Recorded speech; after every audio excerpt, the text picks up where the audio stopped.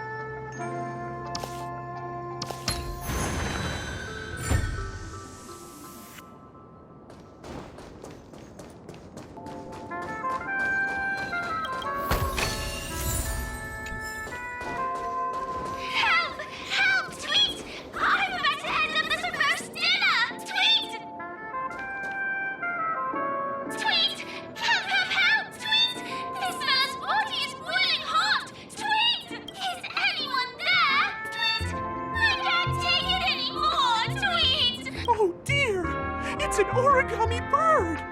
What's it doing in Beyond Overcook's tail? Is that cookie, Tweet? Please save me, Tweet! I'm being roasted alive, Tweet! A roasted bird? Oh, this is horrible! Let's say...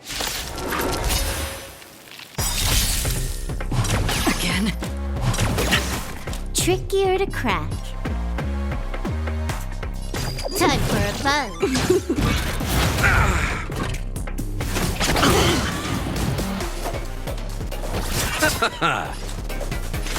Still waters of oblivion.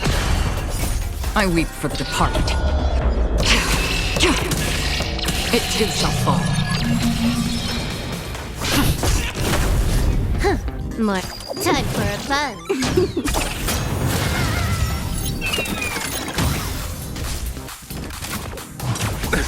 Nothing major. Ready.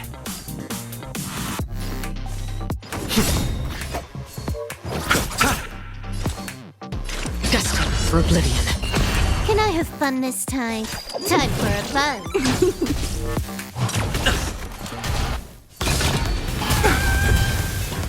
Receive divinity.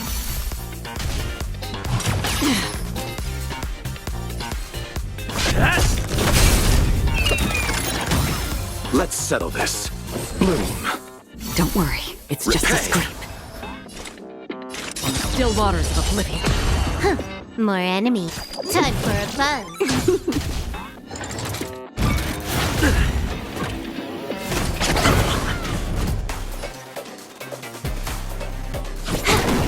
I'll see you all. Destined for oblivion. I weep for the departed. It too shall fall.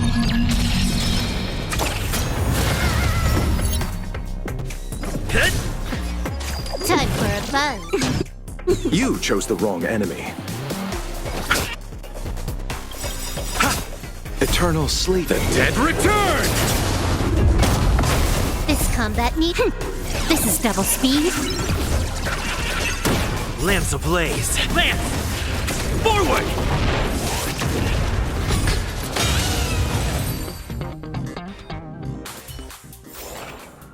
Another blood debt repaid. Thank you, guys. Sweet. I feel I'm about 70% cooked. Sweet. Thank goodness you're okay. But why did you burrow yourself into that fella's tail? Because that fella stole one of Mr. Big Ticker's pots. Sweet. I wanted to help retrieve it, but I accidentally got myself stuck in the oven. Sweet. Go ahead and get it, but be careful. It's hot. Sweet. An inner self fragment belonging to the Sweet Dreams troupe? This is just too surreal.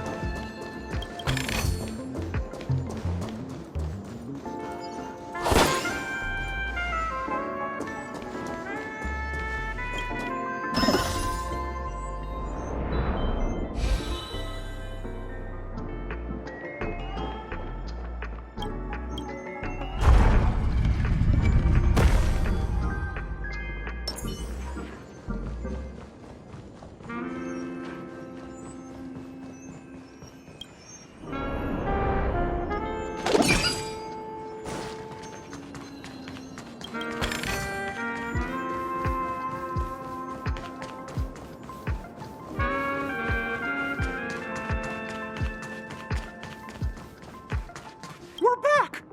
As long as you have these, you'll be able to find closure. Tick-tock! Wow! This sudden surge of joy! It's working! Tick-tock! Next, we just need to enter its emoscape, help connect its pathways, and we're done!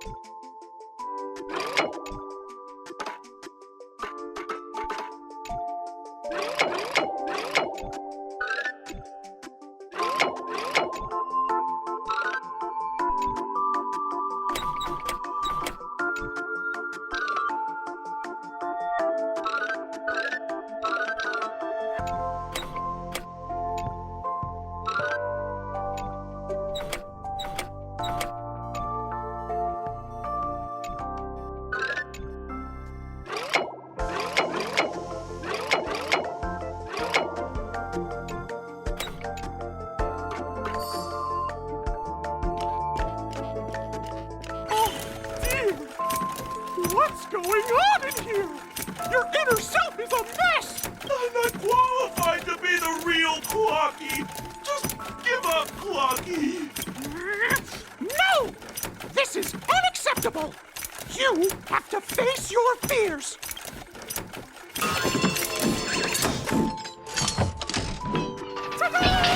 Success!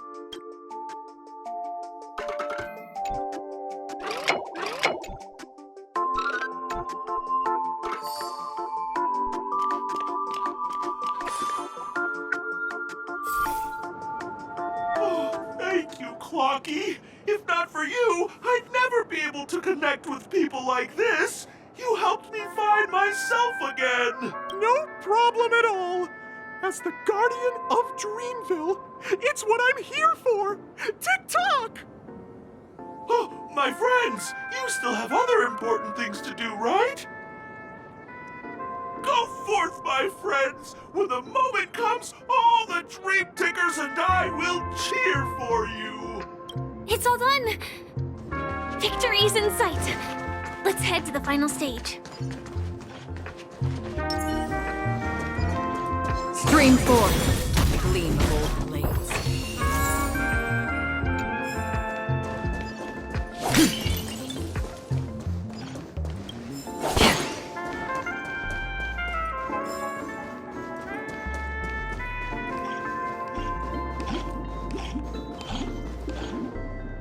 Congratulations to both of you! Oh, you've overcome all obstacles and proven yourselves. But, unfortunately, there is only one who can be Penacony's festive superstar. In the final stage, you will face the defending champion. If you fail, you will lose the opportunity to become the festive superstar. Welcome to the 33rd Scorch Sand Festival's third stage in the 20th season, sponsored by Soul Glad Enterprises, Superstar Showdown!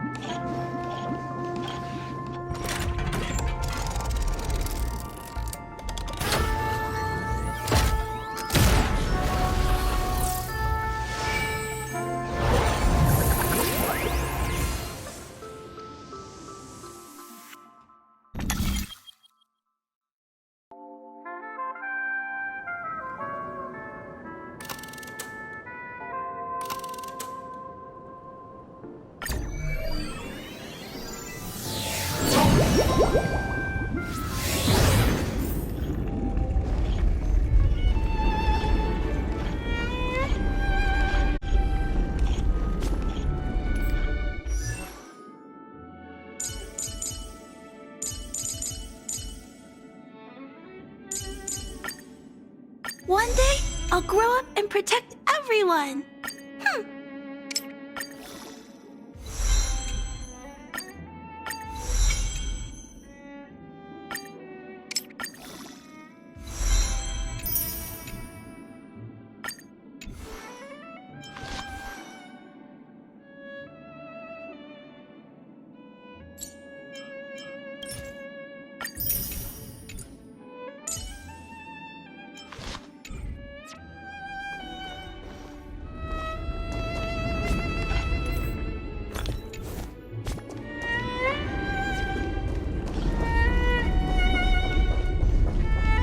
No way, I think I just saw someone. Someone extraordinary.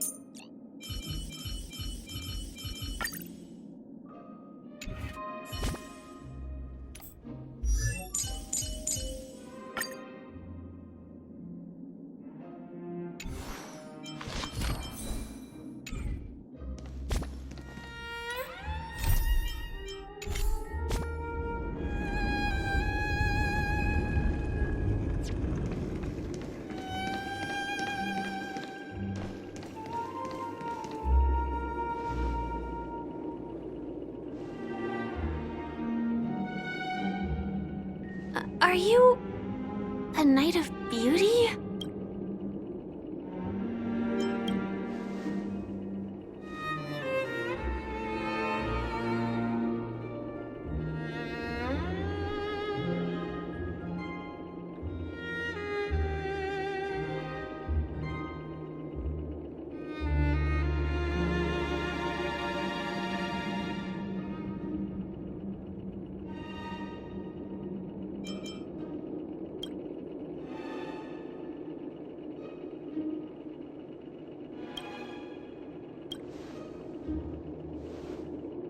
That's right. This magnificent dream is built upon the Stellaron and the countless sacrifices of many people.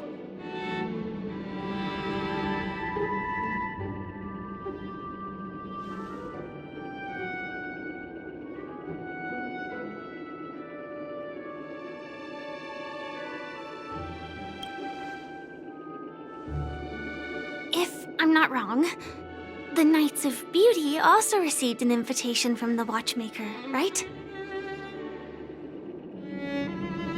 Actually, we've already met the Watchmaker.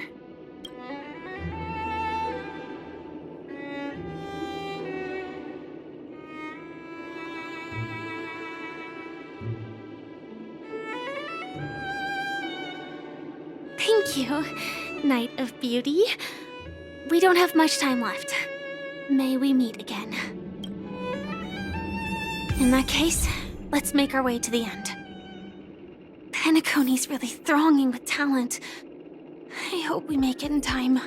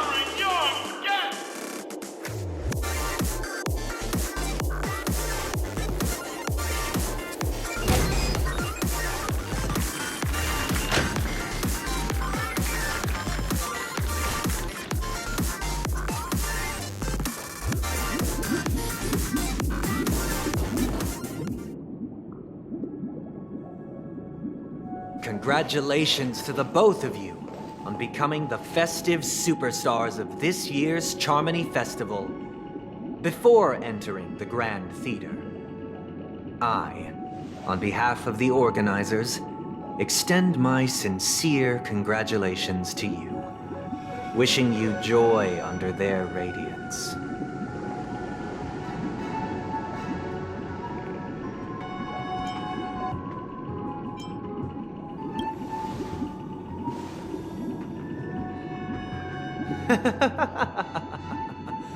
Your endeavors are worthy of extra recognition, and I've taken steps to ensure that.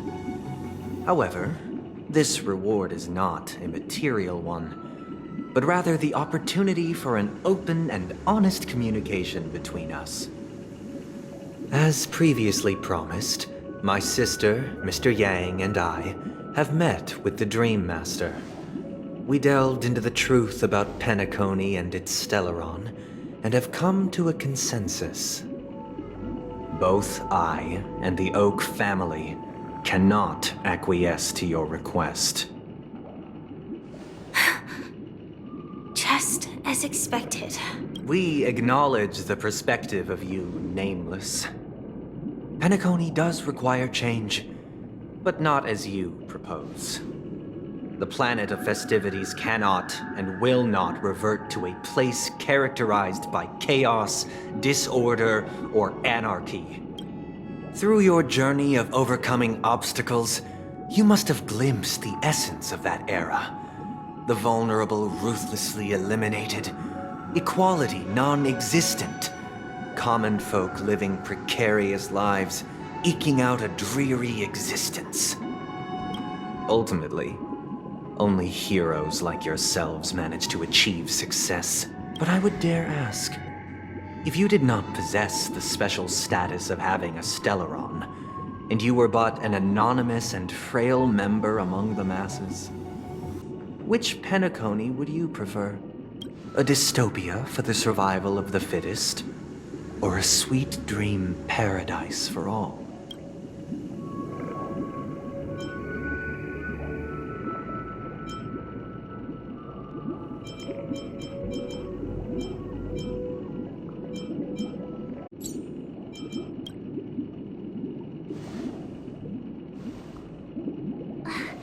That's not the point! Don't let him mislead you! Mr. Sunday, even if the members of the Oak family can't fully agree on what to do about the Stellaron, now's not exactly the time to be holding an extensive discourse about Penacony's past and future, is it?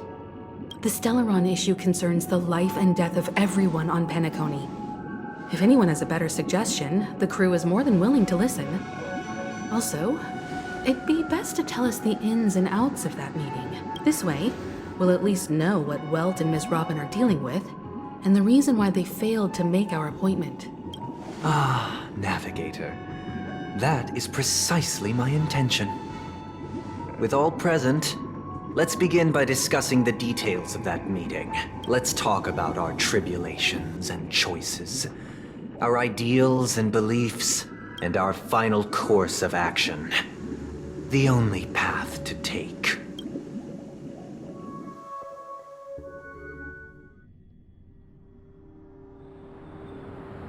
You mean to say that for the longest time, there have been scoundrels who would use the Charming Festival that I have bequeathed to the masses as a tool to realize their ambition? Indeed, Dream Master. Once the Charmony Festival begins, the Stellaron's powers, along with the song, will be broadcast across the entire planet of Penacony. And then everyone in their dreams will be unable to awaken. This is indeed surprising to me. The dreamscape is maintained by the collective effort of the 5 families. If someone were to use the Charmony Festival to recklessly disseminate the power of the Stellaron, this individual must hold a position of great authority. Do you have any suspects? I'd like to ask, did you really not know of the Stellaron's existence? I would have never thought that this Nameless would point the spear at me. Quite astonishing indeed. If I have offended, the Astral Express extends its sincere apologies. But the current circumstances are dire and leave no room for meticulous inquiry. We're doing this out of concern for the Dreamscape's safety. So, if you could, please alleviate our concerns. Dream Master, it's just to prove that the Charmony Festival has nothing to do with the Stellaron. If we're being overly cautious, I will return to the stage to offer tribute in song, just per the arrangement. Sunday, Robin, I've watched you two grow up and know your dispositions like the back of my hand. Both of you, right now, can surely be lauded as their most devout advocates. I already know your resolve. The magnitude of this matter is enormous, and cannot be taken lightly. Since Mr. Yang has asked with such earnestness, I will personally respond in kind. If there is a need, the entire Oak family will be mobilized to heed your call. Someday, might I ask you to beseech them to cast their light unto me, and question me in their stead, so that no lies may be concealed? I will do as you command. Robin, could I entrust you to be present as a witness, to document the truth, and to proclaim my innocence, so that all slander may be utterly dispelled? I will do as you command. May thy will be carried out on earth, just as it is in the heavens. Oh, triple-faced soul, please sear his tongue and palms with a hot iron, so that he will not be able to fabricate lies and make false vows. Let us begin. There is nothing else to prepare. Understood. Question. Have you devoted your life to your god, never worshipping other gods? Naturally. Do you love your god as you do yourself, always heeding their admonishments? Naturally. Have you strayed from the path expected by your god, betraying their name? Never. Have you ever been inordinate with your asks of your god, coveting more than the foundation of the creation itself? Never. Then, a final question. Do you swear to fulfill all vows, past, present, and future? With the Eon as my witness, if I do not deliver on my words, or if I renege on my vows, may I be cursed in accordance with divine law. They have seen your faith, and have endorsed your faith. With this, it can be evidenced... Just a moment. What is it, Mr. Yang? I have another question I hope to have answered. To my understanding, the family's harmony and prosperity have never relied on so-called divine laws. The god you both mentioned, are they truly Shive? Mr. Yang should know that those belonging to the family toil together as if they were kin, embracing solidarity and unity under their light. All duplicity is laid bare before the harmony. Such a delicate and complex symphony. Which other god could perfectly harmonize this, if not for the Great One, Shive? Perfectly harmonize. Therein lies the problem.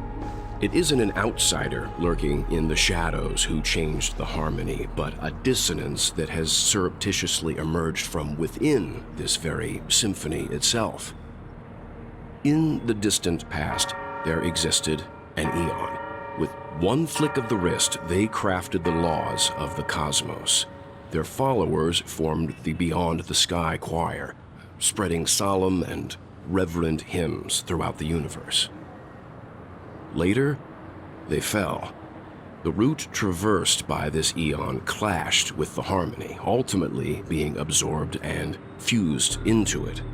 The chorus that once reverberated across worlds fell silent, and when it echoed anew, it was transformed into the hymn of harmony. Though an Eon may perish, paths with no masters still linger. In the all-forgiving harmony, echoes of bygone dissonance may subtly arise. Mr. Yang, being overly astute can be a detriment. Especially when you find yourself alone and without allies. So this is how it is.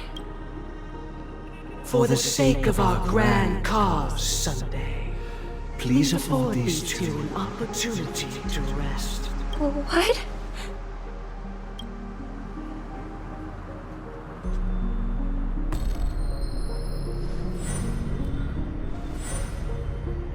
Sorry, Robin. It's just you. I did not wish for you to know this. It's a pity that things have turned out this way. So, this is the true reason I can't sing? The shadow that envelops Penacony is actually...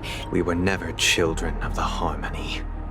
Our ideal paradise could not have been crafted by Shipe. True bliss can only be guaranteed by the one who transcends the many. Within the foundation of law, humanity establishes civilization, and through harmony, we obtain order. Unbelievable. To think that there would be remnants of the Order on Penacony. What have you done with Mr. Yang and Miss Robin? Don't worry. I just gave them some time alone to ponder their fates. You should know that these actions make you an enemy of the Astral Express. Should we need to stand against the Nameless, it would only be myself and the Oak family involved. But we haven't reached that point yet, have we? Your efforts for the justice of Penacony are evident to everyone, and have been widely observed.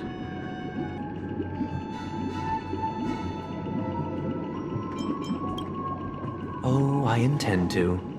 But that hinges on the outcome of this negotiation.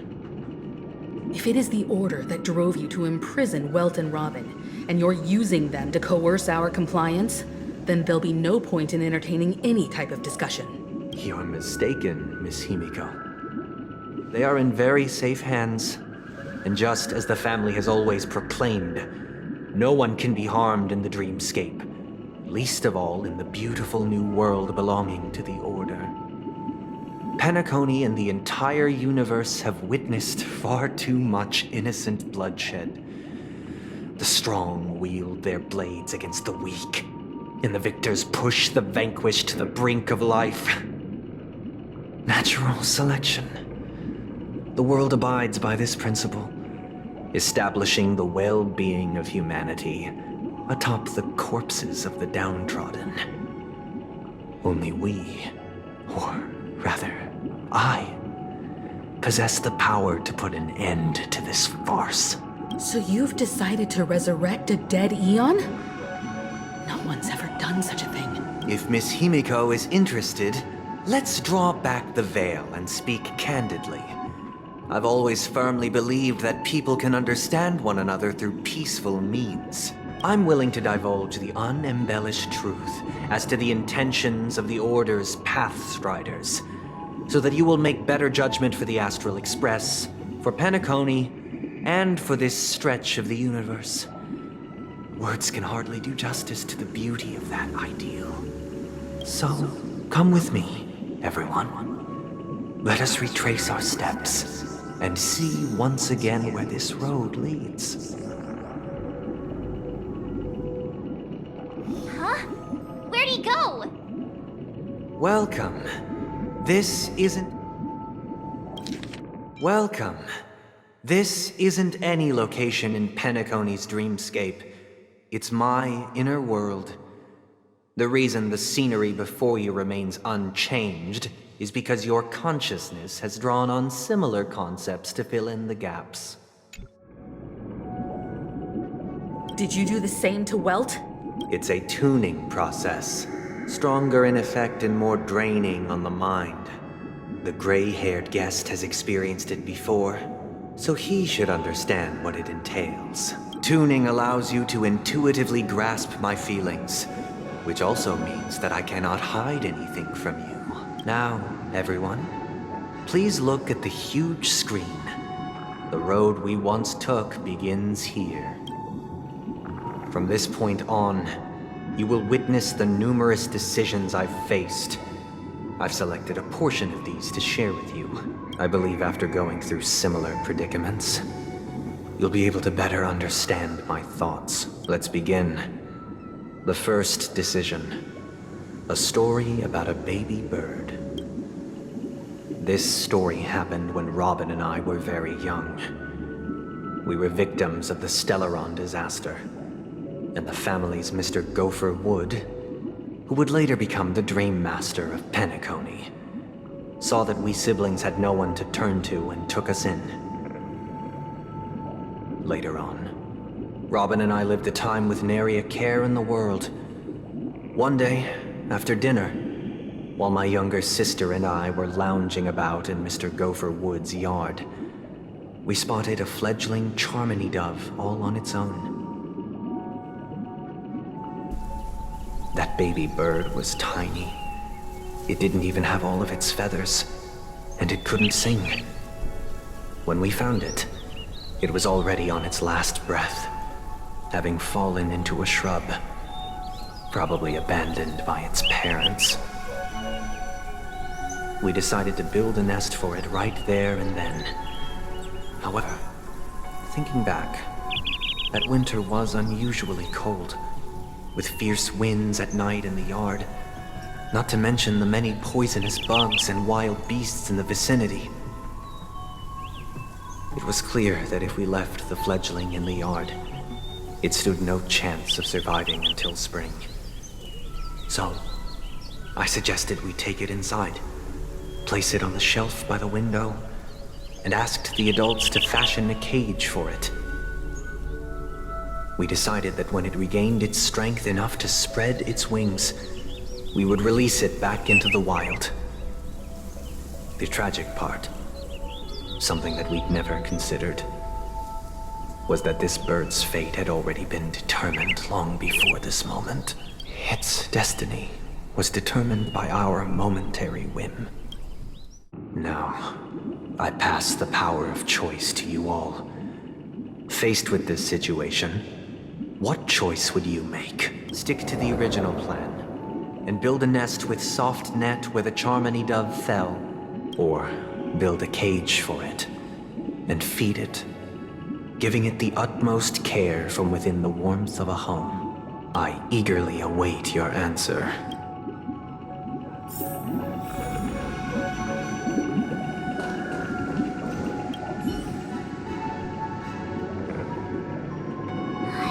Just casually throws this kind of question at us?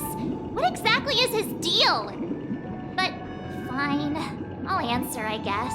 If it were me, I guess I'd choose to build a cage for the little Charmony dove. After all, leaving it there, it's bound to get hurt by wild animals or something. And that'd just be too sad.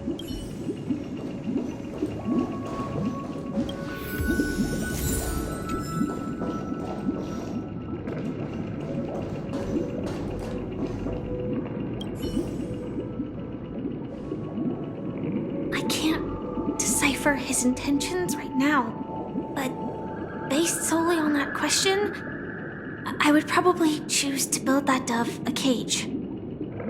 Even if I was gonna release it back into the sky, it'd have to be strong enough to fly first. If I left it where I found it, I fear it'd never get the chance to fly ever again.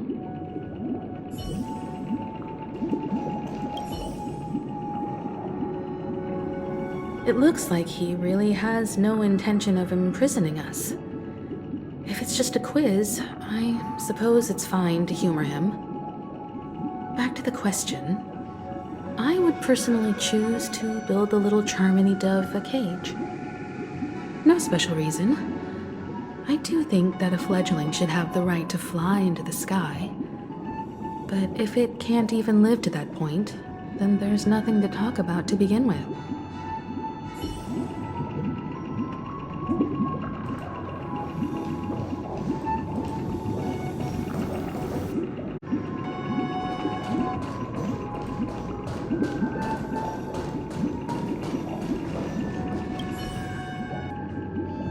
It looks like he really has... Back to the question. No special reason. I do think that a fledgling should have the right to fly into the...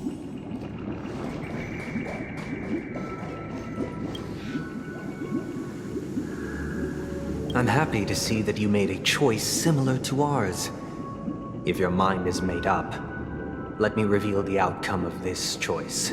We passionately nursed it back to health, preparing only the best food for it every day. We even preened its feathers. Later, on the day that Robin left Penacony, we opened the cage door and let it fly back into the sky. I watched it for a long while by the window. Probably about 3 or so days. In those 3 long days, the little Charmony dove tried again and again to spread its wings to fly into the sky, but fell to the ground, only to keep trying. Finally, on the 137th attempt, it succeeded. But its attempt did not go perfectly. After flying unsteadily for a while, it fell to the ground, unable to grasp the direction of the air currents. The fall shattered its wings. It writhed helplessly in my embrace. But it was all for naught, finally succumbing to a painful demise.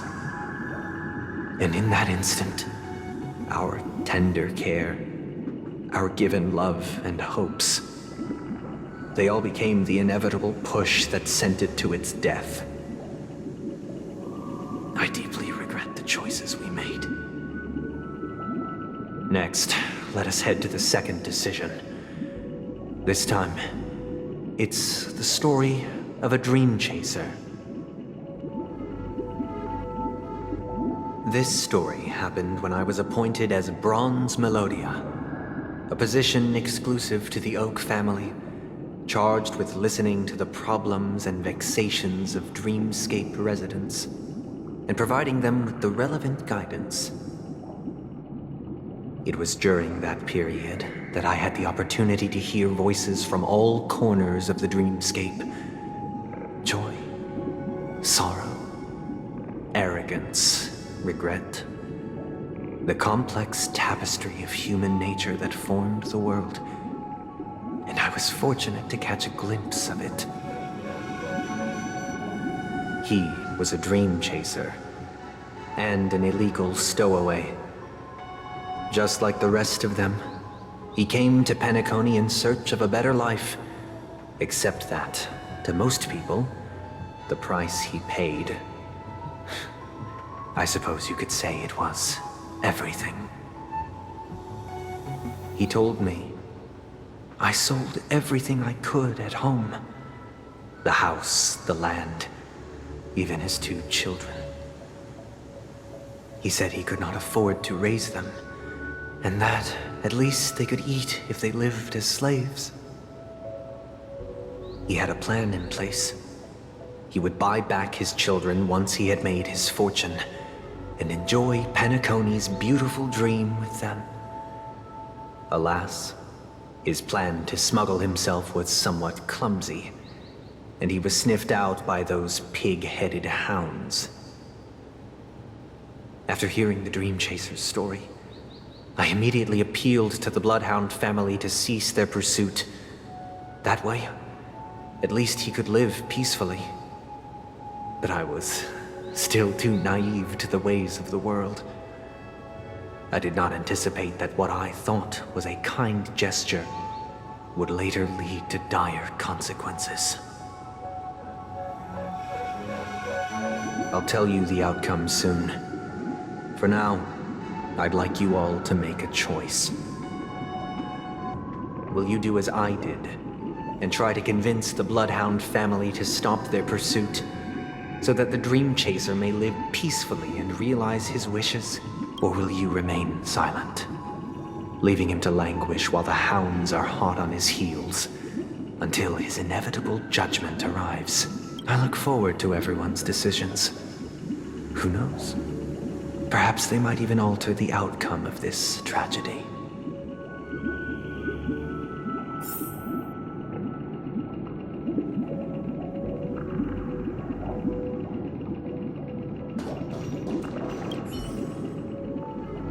dream chaser story. If I acted out of kindness, I would probably ask the Bloodhounds to stop their pursuit and lend him a hand. But what cruel repercussion would this choice result in? I think Sunday must have been deeply impressed by the limitations of the strong defending the weak through this incident.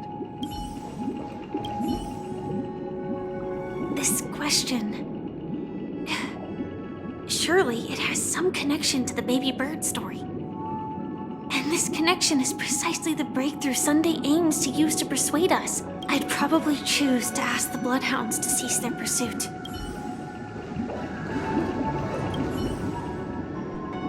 It seems illegal stowaways are really quite common on Penacony. But that guy in the story, I don't think he deserves any sympathy at all. He sold his kids to chase a dream. Even if he intended to go back for them, it's still insanely irresponsible. With that thought, there's only one choice. Let the Bloodhound send him back home. This person deserves to be punished.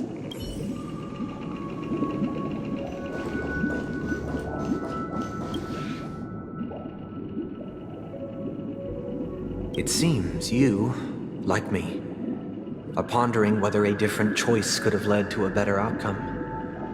Sadly, his fate would only be more tragic. Say he never gets caught. He would only die from delirium. The methods with which illegal stowaways enter dreams are unorthodox, not flawless like the hotels. Living in the dreamscape would be a mere pipe dream, should he be apprehended. Could the hounds afford to turn a blind eye? The answer is a definitive no. They couldn't bear the resulting consequences, and thus wouldn't dare extend a helping hand. As to your choice, I once again offer my heartfelt apologies. Next comes the third and final decision, and the story this time is my own. This story happened the day I was appointed the Oak family head. At that time, Mr. Gopherwood was the current Dream Master, and as per his wish, we had a private conversation. What surprised me was that the Dream Master had only come to deliver a letter to me. He let me read its contents, and it was a letter from my sister. The letter contained the usual pleasantries, anecdotes from her travels, nothing out of the ordinary. Just as I started wondering how this letter related to our discussion, the Dream Master began to speak. Do you know who wrote this letter? My sister, of course. But why would you personally visit me to hand me a letter from my sister containing mere trivialities? To help you grasp the full scope of this issue. Do you know where Robin is at this moment? From what the letter indicates, she must be in Caspelina 8, correct? She's touring there right now. Correct. Has she mentioned anything about a stray bullet? A stray bullet? What? A war has broken out on that planet.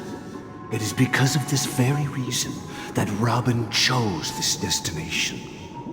To spread the word of the Harmony. And to save the lives of that planet. She personally made for the front lines.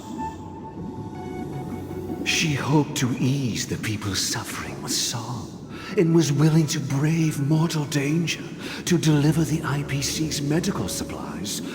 Unfortunately, stray bullets show no such compassion. Is she all right? If the operation was successful, she should probably be recovering in the field hospital. By the eon above, the bullet struck her neck directly, yet possibly as a reward for her consistent deeds of harmony. It didn't hit any vital arteries.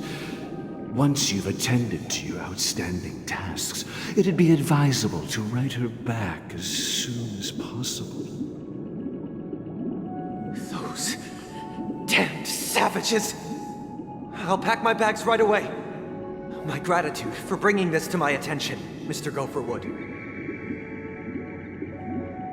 Now you understand why she always wears such elaborate neck ornaments, don't you? How could this happen? Miss Robin. It's all in the past, so please don't worry. I share this in the meager hope that you will understand the harmony's limitations and predicament. As grandiose as the strong defending the weak sounds, many times, it is nothing more than wishful thinking. Likewise, I've prepared one last question, one last choice. But rest assured, this choice will not have any grave consequences, because this is merely a figment of imagination, a nightmare that has haunted me through countless nights. If you ever had the opportunity to make a choice like I did, would you still support Robin's journey on the path of harmony?